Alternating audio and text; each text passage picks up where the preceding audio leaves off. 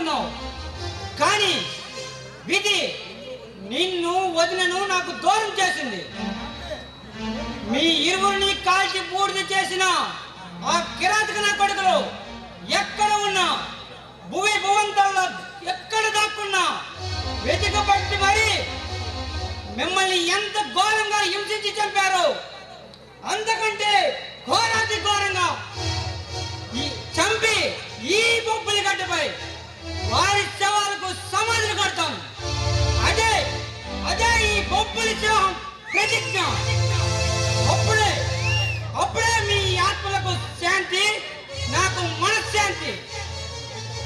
నేను సాగిస్తున్న ఈ మారణ హోమంలో నా చావునైనా ఆనందంగా స్వీకరిస్తాను. ఇదే ఈ బొబ్బలి సింహ ప్రతిజ్ఞ. I will kill the bastard!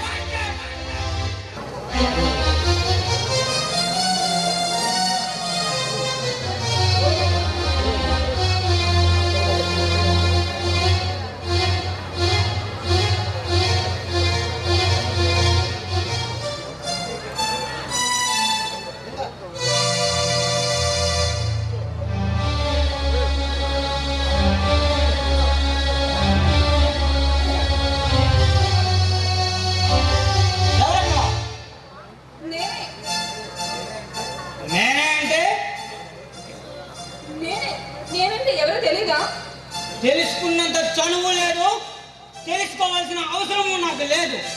కానీ నువ్వెవరో తెలుసుకోవాల్సిన అవసరం నాకుంది. చూడు మిస్. చూడండి, నా పేరు మిస్ కాదు, దేవి. ఎందుకు తెలుసుకోవాలనుకుంటున్నారు? నీవు నాకు కావాలి కనుక. చూడండి దేవి గారు, మీరు అనుకునే మనిషిని నేను కాదు. అంటే నేనెవరిని వెతుకుతున్నానో అది నీకు తెలుసన్నమాట. ఏమిటా పిచ్చి పేలాపన? అసలు ఎవరు మీరు? బొబ్బలి సింహాన్ని. కాదు కాదు కాదు, నా రాజా. అవును అవును అవును, నేనే బొబ్బలి సింహాన్ని. చూడు, పేరు మార్చుకున్నంత మాత్రాన మీరు కాకుండా పోరు. పాప్ సింగర్ రాజా.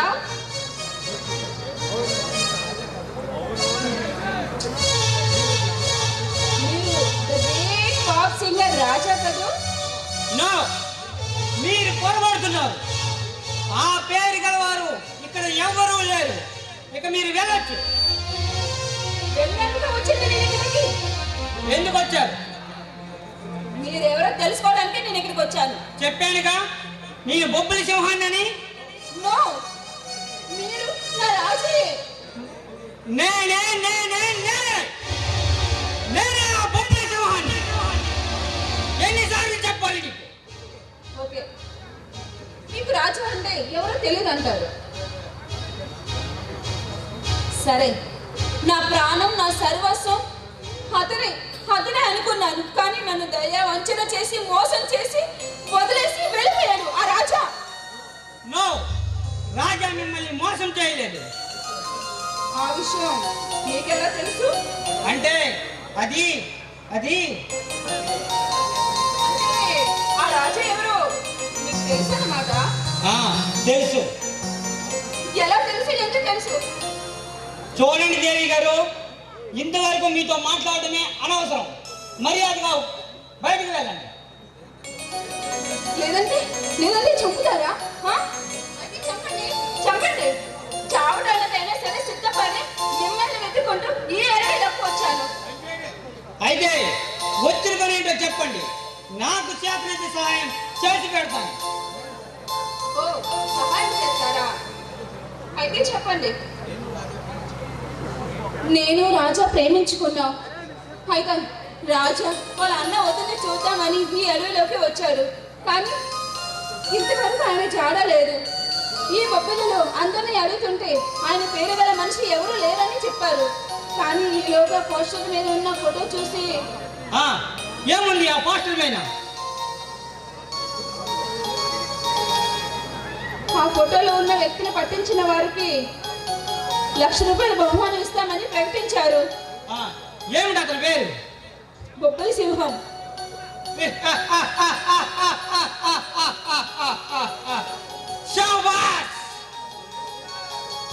బొబ్బిలి సింహాన్ని పట్టించిన వారికి 1,00,000 బహుమానమా? వా వారే వా! ఏమి చట్టమో ఏమి న్యాయమో! తప్పు చేసిన వాడు తప్పించుకు తిరుగుతున్నాడు. వాడు ఎక్కడ పట్టుబడతాడో ఏమోనని తప్పు చేస్తుండగా చూసిన వాడు తప్పుకుంటున్నాడు. ఎక్కడ సాక్ష్యం చెప్పవలసి వస్తుందేమోనని. కానీ ఏ తప్పు చేయని నన్ను పట్టుకుంటే 1,00,000 బహుమానమా? వా వారే వా! ప్రకటన చేయించిన ప్రభుత్వానికి 1,000,000 వందనాలు. ఆ ప్రకటన చదివి వచ్చిన వీరులకు 1,000,000 వందనాలు. చెప్పు, మరెందుకు వచ్చావు? కానీ నేను చూసింది బొబ్బిలి సింహాని ఫోటో కాదు, మరి నా రాజా ఫోటోని. రాజా రాజా రాజా! ఆ రాజా ఎప్పుడో చచ్చిపోయాడు. ఎందుకు? అయ్యో అయ్యయ్యో, మా అన్న వదినను చంపేశారు అని పోలీస్ స్టేషన్కి వెళ్ళి ఫిర్యాదు చేస్తే నేరం రుజువు చేసి వివరాలు ఇమ్మన్న రాజా ఆ రాజా చచ్చిపోయాడు. చచ్చిపోయాడు. రాజా రాజా సార్, మా అన్న వదినను కాల్ చేశారు, నాకు న్యాయం చేయండి అని కోర్టు చుట్టూ తిరిగి బోధించిన రాజే ఆ రాజా చచ్చిపోయాడు. దేవి చచ్చిపోయాడు. రాజా రాజా ఏ రాజా? దేవి, ఈ చట్టానికి కోర్టులకు కావాల్సింది సాక్ష్యం. ఆ సాక్ష్యమే లేకుండా ఎంతటి అన్యాయమైన ఎంతటి ఘోరమైన చేయవచ్చు. అది తెలుసుకున్న నేను బంధాలు బంధుత్వాలు మరిచి మంచి చెడు మరిచి ఇలా ఇలా బొబ్బిలి సింహాన్ని అయ్యాను.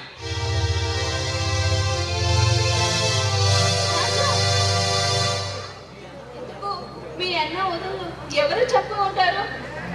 వాడు ఎంతటి ధీరుడైనా చివరకు చివరకు ఆ యమధర్మరాజైనా వాడిని కాల్చి బూడిద చేస్తున్నాం. నేను సాగిస్తున్న ఈ మారణ హోమంలో ప్రేమకు చోటు లేదు. నాతో పాటు నువ్వు కూడా ఉంటే నీకు కూడా ఏదైనా ప్రమాదం జరగవచ్చు. వెళ్ళిపోదేవి, వెళ్ళిపో. నేను రగులుతున్న నిప్పులవన్నీ చూశాను, కానీ అది ఇప్పుడు రాగి ఉత్తంగా పలికిన హాయి వచ్చాను. అది ఈ రోజు బేతాళ నాదం పలుకుతున్న కళేబరాల కబరస్థాన్. వద్దు దేవి, వద్దు. నాలో ప్రేమకి స్థానం లేదు. దేవి, నేను మహాయజ్ఞం చేస్తున్నాను.